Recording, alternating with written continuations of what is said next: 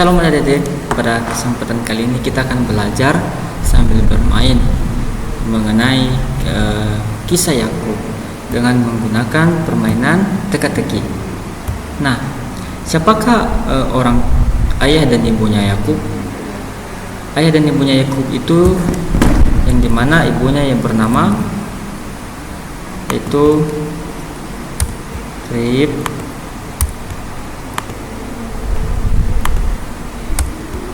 ibunya bernama Ribka. Nah, dan ayahnya bernama Ishak. Nah, dan saudara dari Yakub ini namanya siapa? Yaitu Esau.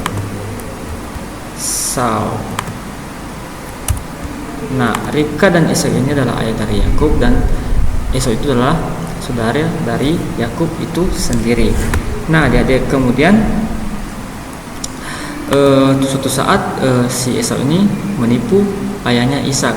Nah, apakah yang diinginkan oleh Yakub kepada ayahnya Ishak? Yaitu sebuah berkat.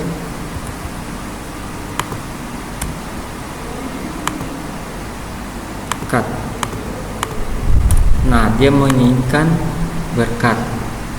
Nah, di saat dia telah mengambil hak kesulungan dari Esau, dan Yakub ini pun kabur dari rumah. Dia pergi kemana? Ke Padan. Kemana? Padan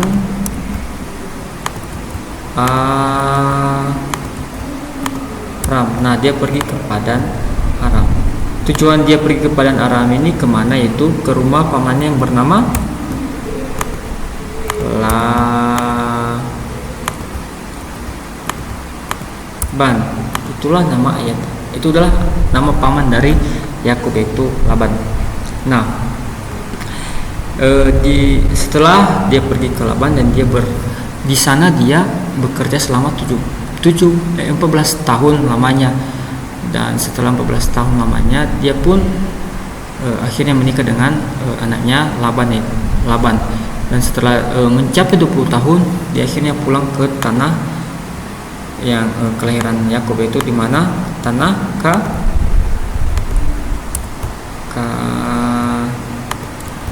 Kanaan. Nah, inilah tanah Kanaan. Dan pada saat itu setelah dia sampai, dia diterima dengan baik oleh saudara-saudaranya maupun ibunya, orang tuanya. Dan di sana dia meminta berkat dan perlindungan juga daripada Allah.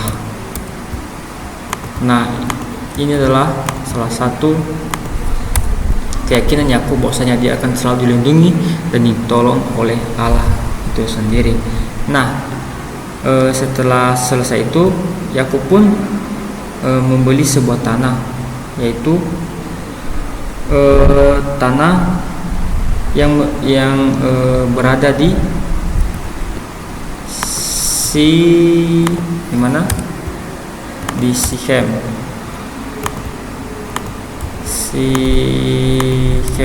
Nah, di sana dia mendirikan tendanya sendiri. Ia juga membangun sebuah mezbah Allah dan memberikan nama mezbah itu El Elohe Israel, yang berarti Allah adalah Allah Israel. Nah, itulah kisah Yakub, adik-adik.